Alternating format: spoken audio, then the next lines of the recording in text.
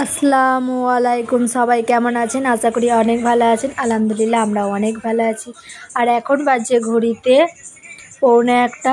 এদিকে আমরা গোসল টোসল করে নিয়েছি সব চারজনাই। এই তো আপনাদের ভাইয়া ওখানে রয়েছে, শুয়ে শুয়ে ফোন ঘাঁটছে। আর আমার ছোটোটাও স্কুল থেকে চলে এসেছে। ও যখন স্কুল থেকে আসে তখনও বৃষ্টি পড়ছিল। আলহামদুলিল্লাহ কাল রাত থেকে যে বৃষ্টি নেমেছে, একভাবে বৃষ্টি হয়েই যাচ্ছে, বৃষ্টি ছাড়ছে না। আর সেই জন্য কারেন্ট নেই বাড়িতে, মানে পানি নেই গো, কি খাবো সেই টেনশন। পাশে কল আছে, আপনাদের ভাইয়াকে কখন থেকে বলছি যে যাও গিয়ে নিয়ে এসো, সে কথা শুনছে না। যাবেই বা কী করে, এত বৃষ্টি পড়ছে, সেই জন্য সে যেতে পারছে না। বৃষ্টিটা না কমলে যেতেও পারবে না সে। আর এখানে দেখুন আমি হাতটা বাড়িয়ে দেখছিলাম যে বৃষ্টিটা কেমন লাগছে।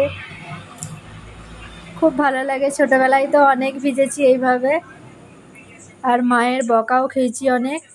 আর এখন আমার মেয়ে দুটো আবদার করে বৃষ্টি হলেই মা ছাদে চলো না, যে একবার ভিজবো, একবার চলো ছাদে।